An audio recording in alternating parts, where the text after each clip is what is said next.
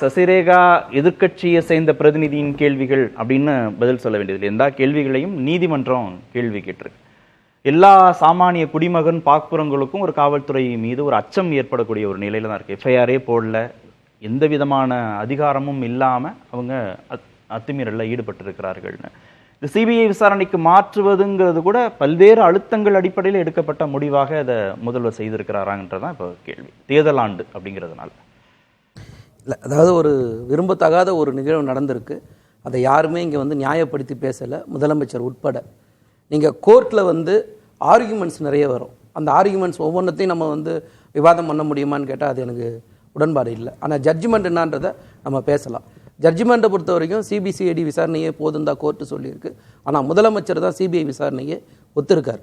ஒன்று. ரெண்டாவது சொந்த கட்சிக்காரனாக இருந்தால் கூட கொலைக்கேஸ் வரும்போது கடலூர் ரமேஷ் அவர் கட்சி விட்டு நீக்கியிருக்காரு, ஜெயிலுக்கு அனுப்பிச்சிருக்காரே தவிர அவர் எந்த இடத்துலையும் காம்ப்ரமைஸ் பண்ணி போகிற முதலமைச்சர் இல்லை. ஏன்னா நம்ம டிவியை பார்த்து தெரிஞ்சுக்கிட்டேன்னு சொல்லி எந்த இடத்துலையும் நாங்கள் பேசலை. பொறுப்பு இல்லாமல் யாரும் இங்கே பதில் சொல்லலை. எல்லாரும் பொறுப்போட பதில் சொல்கிறோம். ஒரு விசாரணை நடக்கிற ஒரு விஷயத்தில் முதல்ல ஒரு சந்தேக மரணம் தான் எந்த எஃப்ஐஆரும் பதிவு செய்யப்படும். அதுக்கப்புறம் தான் அந்த கேஸை பொறுத்து செக்ஷன் மாற்றப்படும். இது எல்லாருக்கும் லீகலாக தெரிஞ்ச எல்லாருக்குமே தெரியும். ஒன்று. அதே மாதிரி சபீர் சாரும் சொன்னார், சசிரேகா மேடமும் சொன்னாங்க. அதாவது 24 கஸ்டோடியல் டெத்துன்னு சொன்னாங்க 4 ஆண்டுகளில். அது எப்படின்னு தயவு செஞ்சு 2 பேருமே சொல்லணும். நான் நாடாளுமன்றத்தில் இது சம்பந்தமாக விவாதம் வருது. அண்ணன் திருமாவளவன் அதை கேள்வியாக ரைஸ் பண்ணுறாரு. ரைஸ் பண்ணும்போது நாடாளுமன்றத்தில் சொன்னதை நான் சொல்கிறேன்.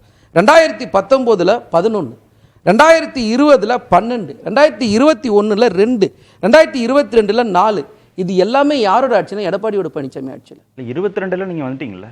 அதாவது 21, 22 ஆண்டில் நான் சொல்கிறேன். அதை நான் 22 உங்களுக்கு மென்ஷன் பண்ணி சொல்கிறேன். ஸோ 23, 24 வரும்போது 7 தான்.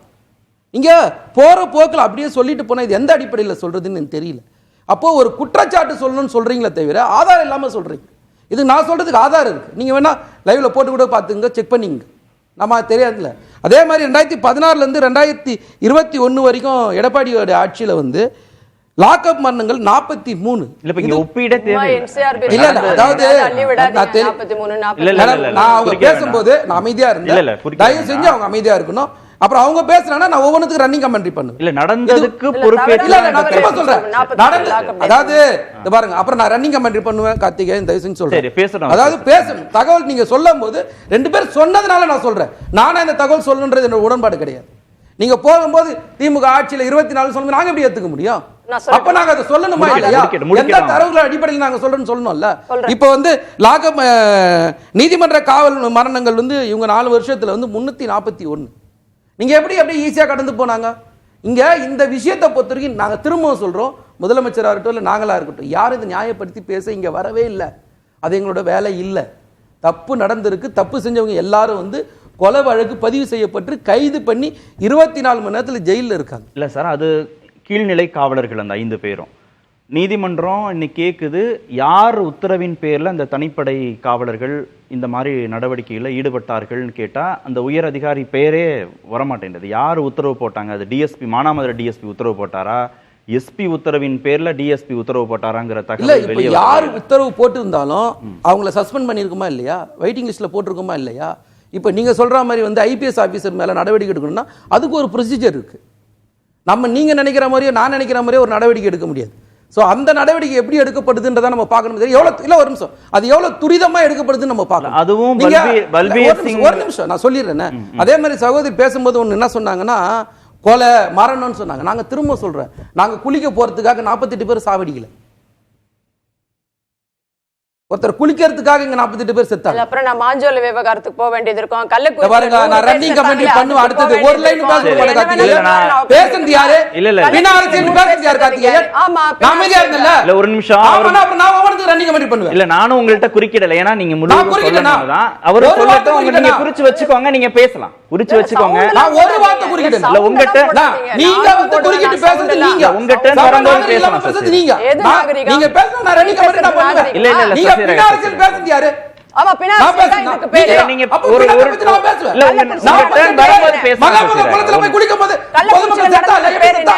யார் செத்தா? கள்ளக்குறிச்சியில அது நடந்த ஒரு தனி பேரணி மனிதனோட எதிர்க்க பிரச்சனையா? போனார் முதலமைச்சர். நிர்வாக பிரச்சனையா? அது ஒரு இன்டர்நேஷனலா நடக்கல, இன்டர்நேஷனலா நடந்தது. phone பண்ணி நீங்க ஒரு பேசுறது இல்ல, ஒரு முதலமைச்சர் நிமிஷம் ஒரு நிமிஷம். ஒரு இல்ல, முதலமைச்சர் ஒரு இன்டர்நேஷனலா நடந்தது, அது உள்நோக்கத்தோட நடந்தது அது. நான் திரும்ப சொல்றேன், நான் இதை பேச விரும்பலன்னு தான் நானும் சொல்றேன்.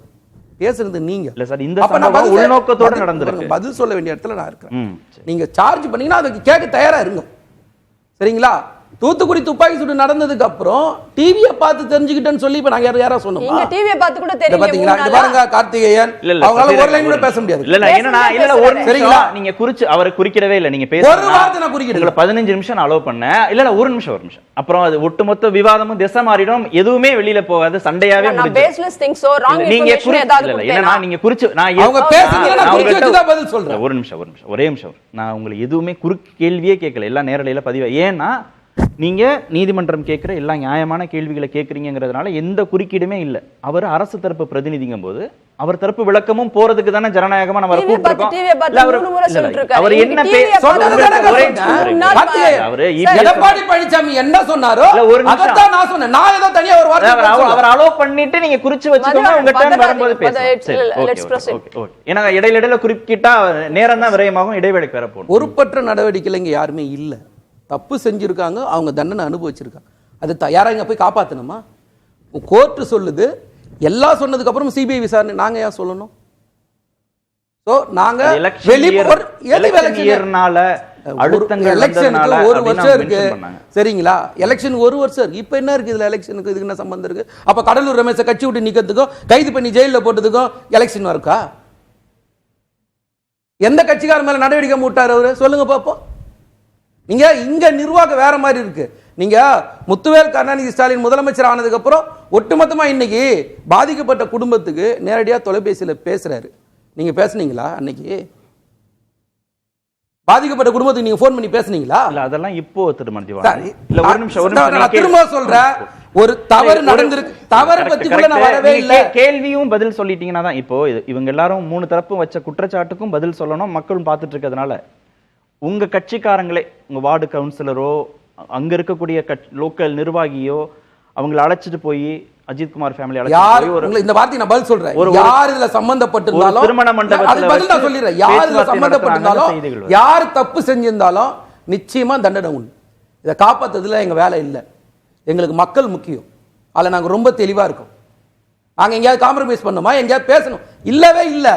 இன்னைக்கு பொதுவெளியில இருக்கு, எல்லாரும் இதை பார்த்துட்டு இருக்காங்க, நீதிமன்றம் கேள்வி கேட்டிருக்கு, எல்லாமே வெளிப்படையா தானே இருக்கு. அதுக்கப்புறமா முதலமைச்சர் போயிட்டு சிபிஐ விசாரணை சொல்றாரு. அதுக்கப்புறம் முதலமைச்சர் பாதிக்கப்பட்ட குடும்பத்துக்கிட்ட நேரடியா பேசுறாரு, அவனோட கோரிக்கையை நிறைவேற்றுறாரு. இதே மாதிரி இதுக்கு முன்னாடி தமிழ்நாட்டில் அதிமுக ஆட்சியில் அம்மையாரோ இல்ல எம்ஜிஆரோ இல்லைன்னா எடப்பாடி பழனிசாமியில யாராவது ஒருத்தர் பாதிக்கப்பட்ட குடும்பத்தில் உடனடியாக நேரடியாக தொடர்பு கொண்டு பேசியிருப்பாங்களா? சொல்லுங்க உதாரணத்தை. நீங்க அந்த நடவடிக்கை தானே பார்க்கணுன்ற நான் திரும்பவும் சொல்றேன். அதாவது இந்த சம்பவத்துக்கு பிறகு முதலமைச்சரோட செயல்பாடு எப்படி இருக்கு அதுதான் நம்ம பார்க்கணும். நீங்க பொறுப்பற்று பதில் சொன்னீங்க, இங்க யாருமே அப்படி பதில் சொல்லல சார். நீங்க சாத்தான்குளம் மாதிரி மீண்டும் ஒரு சம்பவம் நடந்துடக்கூடாதுங்கிறதானே அன்றைய எதிர்க்கட்சி தலைவராக முதல்வருடைய விருப்பமா இருந்தது. அதுல நாங்க தெளிவா இருக்கிறோம். ஆனா சாத்தான்குளம் சம்பவமும் இந்த சம்பவமும் ஒண்ணுன்னு நீங்க சொல்ல வரீங்களா?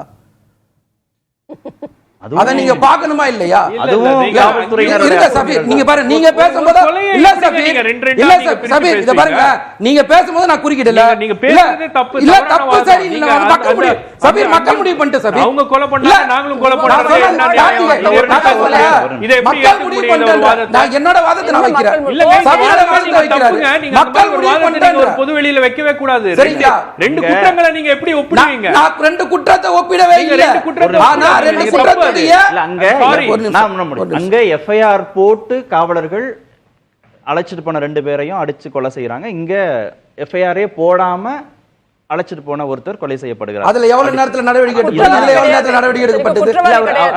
பதில் சொல்லுங்க. கேள்வி கேட்டாச்சு, அதை அலோவ் பண்ணா பதில் சொல்றேன்ல. அதுல எவ்வளவு நேரத்துல நடவடிக்கை எடுக்கப்பட்டது, இதுல எவ்வளவு நேரத்துல நடவடிக்கை எடுக்கப்படுது நான் பார்க்கணும். அது முக்கியமா இல்லையா? சகோதரர் சொல்றாரு இல்ல 2 கொலையும் ஒண்ணு. நிச்சயமா 2 கொலையும் ஒண்ணு கிடையாது. ஆனா ஒரு நிமிஷம் இருங்க சார், ஒரு நிமிஷம் சொல்றேன். மோட்டிவேஷன்ல பண்ற ஒரு கொலைக்கு ஒரு தண்டனை உண்டு.